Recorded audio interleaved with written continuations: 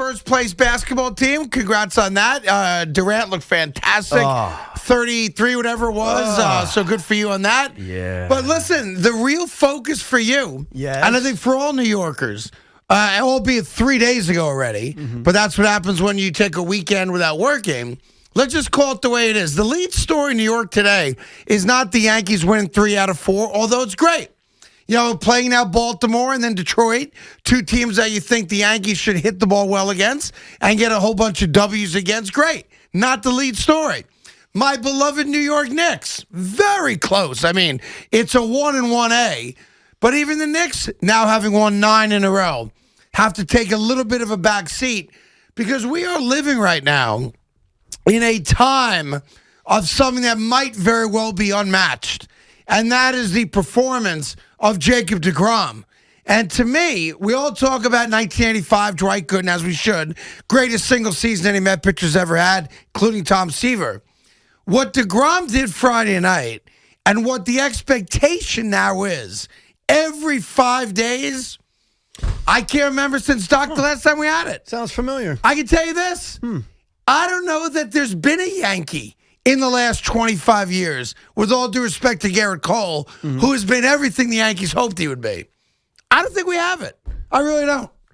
So I want to tip my hat to Jacob deGrom, because Friday night, I know you went to the game Friday, was spectacular. Craig, two things. First of all, I did not go to the game Friday night. You told me you were going Friday. You know I didn't go to the game Friday night. Wait a minute. Of the 3 games this weekend, Which I one went did to you go to? Saturday's game. And as the Mets are getting their ass kicked, I get a call from Craig. That's right. Hey, you picked a real winner to go to. I had to make sure you knew. Because I remember you told us a week or two ago that you were most likely going Friday because you were going to go see the 135 Mafia. Right. Say hi to those guys who got kicked out again, apparently, over the weekend for allegedly cutting zip ties or something. Oh, God. Something along those lines. I will get into it then later on. Right. And I'm like, my man, Evan Roberts, is in the building for an awesome performance. What did I tell you Friday afternoon on this show? I don't know. Oh, you don't know? No. You have no idea what I told you? What did you tell me? I forgot. I actually saved it. Would you like to hear it? Well, I don't have to hear just you'll hear it. Here we go. Good. Here we go. You saved what you said. Jacob deGrom takes the mound. I'm not going to be there tonight. My biggest regret about going tonight is the possibility that tonight's the night, if you know what I mean. Tonight for what? All right. Yes, stop it. Stop it. Yeah. Every time Jake takes the mound, something special can happen. I said that to you Friday. Craig Carton poo-pooed that. He said, you're kidding yourself. You're a joke. I did poo-poo that. This is old news because for the last 3 years, Jacob deGrom has dominated baseball. And I'm glad that you, and I'm glad that others, and I'm glad that some Met fans have joined the party now.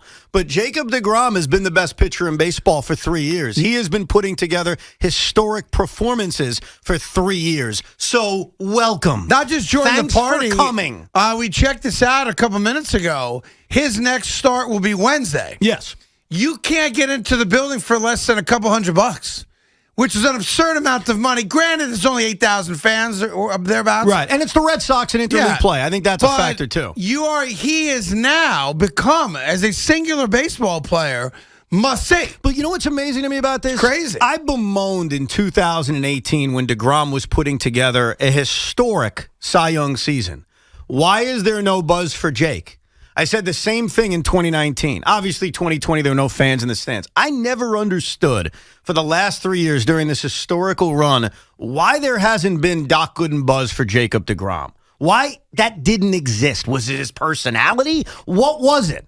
I'm glad to report to you that you're right. It took a while, but on Monday, April 26th, Jacob deGrom is finally getting that buzz he has deserved for 3.5 freaking years. Because since the 2018 season started, Jacob deGrom hasn't just been the best pitcher in baseball. Yeah. We have been watching something historical. And what's so incredible about what he did Friday, I think it's historic. It is historic. Not historical. It's both. It's historic and it's historical. I don't think it's historical just for your pure grammar's sake. You're watching something that's historic.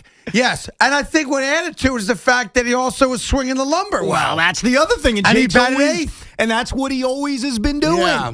The guy's a hell of a hitter. He's gotten better as a pitcher. He's throwing 100, 101. And I will say this again, and maybe this time you won't mock me. Yes. Every time Jacob deGrom takes the mound, you go to that ballpark now expecting that tonight could be the night. Something historic, 10 straight strikeouts. A complete game with 15 strikeouts. Dare I say a real no-hitter to make you happy. Yeah. He's that damn good. Yeah, and now there's all this extra pressure on him, too, and on the team. It'll be interesting how the next few starts go because right now in the moment, it's exciting. It is.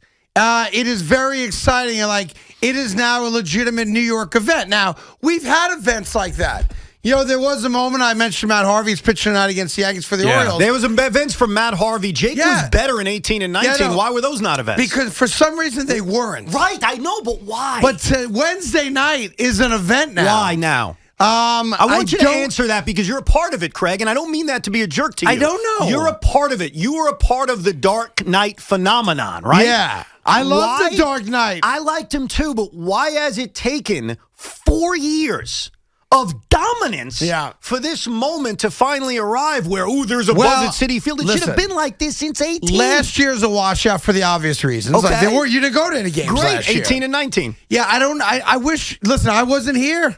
I can't answer the question. Maybe Met fans can answer it or New York sports fans can answer it. I'm not sure if the limited seating is part of it. If there's a veil that's been lifted off the Mets because of the ownership change, getting Lindor and spending $341 million. Maybe it all kind of comes together. Well, I don't know. I think, but the answer... Because everyone recognizes that this guy is special. You didn't recognize that Friday at 3 o'clock. What? You recognized it Friday at 10 o'clock. What did I say?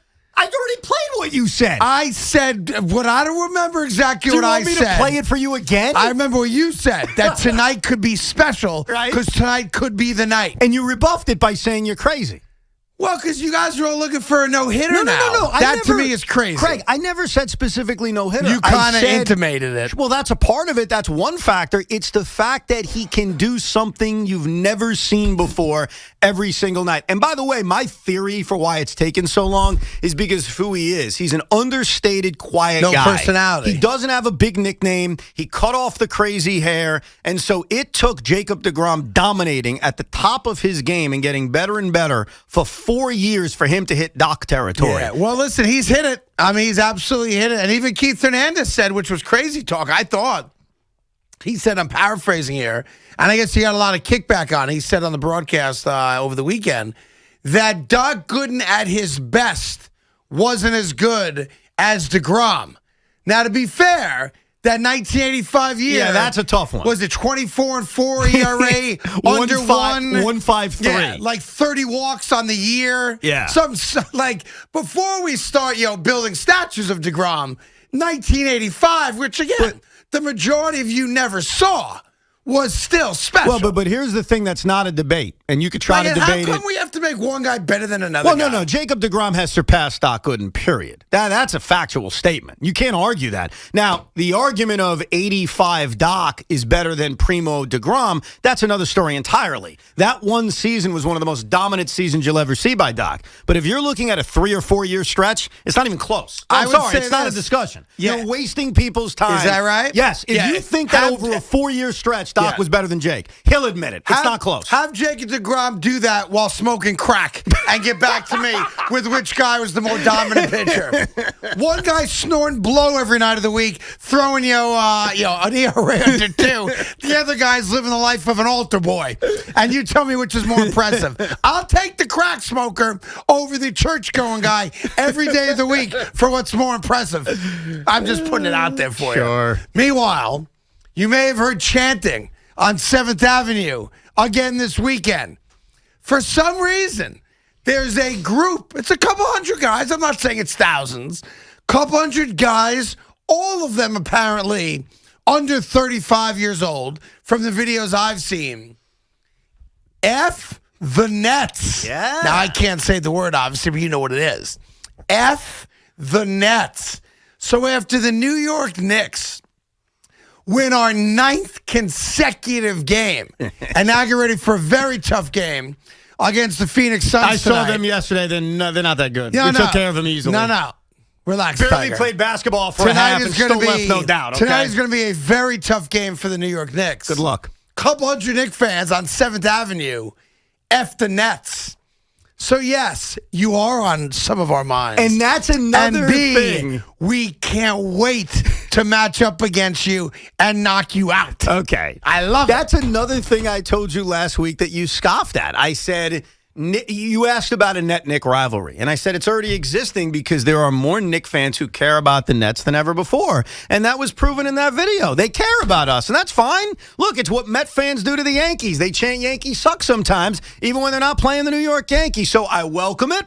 I invite it. You don't want any bit of it. Listen. You don't want to touch it. You know you don't. Listen, the more I've thought about it, Craig, I want every bit of it. Oh, goody. So just rack that and save that. Save that. Don't save every other thing I've schooled you on last week. Save that. I want every ounce of it. But in all seriousness, this is a hell of a run. And I commend you and I commend your fellow Knicks fans for the run they're on. Commend me. We had nothing to do with it. Commend the New York Knicks. They're the ones that are doing it. You're getting to enjoy it. And I don't think anybody should tell you not to enjoy a 9-game winning streak. No, you have to. I told you. You got to live in the moment, man. Yeah. So I'm loving it right now. Now, there is big news today. Governor Cuomo announced that outdoor stadiums in the state of New York, so Citi Field and Yankee Stadium, can now increase capacity from the current number, which is 20%, up to 33% starting on May 19th, okay? Mm-hmm. Now, no word yet on masks or on vaccines or testing to get entry. I assume it's going to be the same. I'm going to find out during the break. One reached out to me to call during the break, so I will do that. So not knowing that part of it, keep that on the side. Here's what's interesting. The New York Yankees are prepared. Mm-hmm. On May 19th, or I guess their first home stand will start the 21st, against the Chicago White Sox, they are ready to go. 33% and that occupancy. Means a little under 15,000 people at Yankee Stadium, which is great progress. Yep. Here's what's so weird. The New York Mets can't figure it out. And I'm not saying this to bust their chops. Evan's aware of this, too. Yes. We found out about an hour ago. While Cuomo said 33%, the New York Mets have yet to figure out how to put 33% occupancy into the stadium while maintaining that 6 That's their claim. Their claim because are you kidding me? Of the way the stadium is built. It's smaller than Yankee Stadium. We all know that they can't get to 33%, keeping that social distancing. And not only can they not get to 30%, not only can they not get to 33%, Craig, that's one story. Can they get to 30%? No. Can they get to 25%? No. They would be at 22%. That's their number, right? That's the most right now I'm hearing they can get to following social distancing rules. Now, they're going to go to the state and they're going to say, hey, look, can we ease on the social distancing a little bit? Maybe not 6 feet, maybe it's 4 feet to get more people in the building. But I got to tell you, bro, I've been there a lot now this year. I'm stunned that they feel they can't get more than 22% in the building. So, here's what's weird. Right now, they're at 20%. So they're claiming they can only raise it 2 more percent. Well, what's the capacity? About 8,500. No. If complete capacity? Like, how many total people is 2%? Oh, from, yeah. Like, what does the building seat? 42 about? Yeah. Right? So if you go from... So you're talking 80 more people? That's all they can fit in there? Yeah, it's about... Yeah. I mean, I'm 90 sorry. more people they can fit in. I know it's going to seem like I'm busting on the Mets balls, but you can't figure out how to get 33%. But the only thing you can figure out is how to add about 80 more people. Like, I'm sorry. I'm really sorry. That's unacceptable. Well, and it's going to hurt them. That is such a level of incompetence. It's mind-boggling. Well, it's going to hurt them because they're... Not really. It's not going to hurt them. Of course it is. They would sell tickets. I hate to tell you this. What? There's a report that came out. Yes. We're trying to double confirm it, so it's not just us busting on the Mets. Since the season started, the report is the Mets have only sold out 2 games. Yeah, well, I'll answer that easily and that's for you. at 20%. Okay, and I'll answer that easily for you. So the Mets going to 30% almost becomes irrelevant. No, that's not true, and I'll explain that better for you. I'm unaware. Because the tickets they haven't sold are terrible seats that aren't costing a lot of money. So there are some people, I'll admit I'm one of them, where if I want to buy 2 tickets and my only option is 2 tickets in left center field, I may say I'd rather not go. So if they can increase the better seating, which also brings in more revenue for them because it costs more money, those tickets will be sold. And I hate to also rain on your parade. We're not raining on a parade. The New York Knicks and the Brooklyn Nets have also failed to sell out games for a variety of... No, it's true. I know why the Nets aren't selling out, but the Knicks have sold out every game they've played. Not true. I checked. Where'd you check? All the Knicks do is sell out. That's not true. Yeah, it's crazy. And by the way, it's not the Knicks' fault or the Nets' fault. It's sometimes the pricing's fault. Like, that's a part of the reason why every ticket isn't sold, but it hurts the Mets to not be able to put, and by the way, the number increasing at 2% is more like 800 people, which is still not a huge number. It's not 80 people. It's 800 people. I did the math on my calculator. I think it's 80 people. You want me to show you the work? Here we go. I think it's 80 people. 44,000 times 20 is about... Hold on, I did that wrong. 44,000 for 20% is 8,800, okay? Yeah. Okay, now 44,000 times 22% is 9,680 people, so it's about 800 people. I just showed you the work. It's like 80 people. No, it's 800 people. Well, I'll double check the math during the break. I just did it. It might be 8 people. The Mets can only fit 8 new people in. Look, there's no excuse that they can't fit in more than just 2%? How hard is that? I mean, just, again, not even busting balls. If the Wilpons own the Mets and they announce, listen, we can't figure out how to sit 33% people occupancy, so right now we're capped at 22, you would bury them. We would. Like, what do you mean you can't figure it out? But Craig, here's the thing, because you say this a lot and I say this too. Steve Cohen's not the Wilpons, okay? Steve Cohen needs to hire some kind of seat expert. Okay, as much as we want to say if this was the Wilpons, we would do this, there's a lot of other things that we know would never have happened if the Wilpons owned the team, including giving $340 million to a guy hitting about 207. You know what I wonder? I didn't see this. Was Steve Cohen at the deGrom start Friday night? I didn't see him. Wow. I don't know. He doesn't even go to games. Well, maybe he's not looking for publicity. Crazy. Ever think that? Maybe he's not. Why have an owner's suite if you're not going to use it? Well, you're using it, but maybe you're not asking to be on the SNY cameras I wonder all the time. If Chris Christie was at that game. I got to find out. I will find out, too. We got lots to do today. Hope you had a great weekend. 877-337-6666. That's the phone number to join us. The deGrom start. The New York Knicks, 9 in a row. And yes, that little engine that could. The New York Yankees have now won 3 out of 4. But they have the extraordinarily tough task of beating the Dark Knight tonight, which is going to be very, very difficult for them. And his 5 ERA, he is Batman after all. Yeah, right. I can't wait for tonight's game. Have you watched Harvey pitch this year? Yes. He's got a 5 ERA. He's Mr. 5 innings, 3 runs. Very tough spot for the Yankees tonight. Okay. Very tough spot. I can't wait to see the lineup for tonight's game. You know what tonight is? You know what tonight's about? Tonight's not about your Dark Knight fascination. Tonight is Davy Garcia night. A guy who deserved to be in this rotation to begin with. A guy who deserved a real playoff start, not 1 inning and done. A guy who has a chance to be a real good pitcher in this league is back, even if it's for 1 day. So forget Matt Harvey. That's very 2013. You don't want any part of Matt Harvey. Davy Garcia. I disagree 100% with you on that. Okay. I am scared about Matt Harvey tonight. That's going to reek of like a 2-run, 5 and a 2/3 inning ball. Yeah, I know what we're going to hear. Well, I've never faced him before. Okay, here we go. 5 and 2/3. Yeah. I love how you max out at 5 and 2/3. Well, I'm not stupid. He's not pitching it to the 7th. I think we all know that with that washed up arm of his. There you go. But he's still pitching though.